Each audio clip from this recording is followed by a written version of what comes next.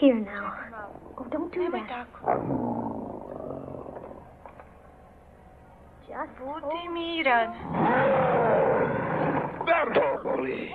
Da miruješ, ne bi toliko bolela. Da nisi pobegla, to se ne bi ni desilo. Da me nisi uplašio, ne bi ni pobegla. Trebalo je da ne zalaziš u zapadno krilo. Trebalo je da naučiš da se kontrolišeš. Sada budi miran. Malo mora da peče. Usput, hvala ti što si mi spasao život. Nema na čemu.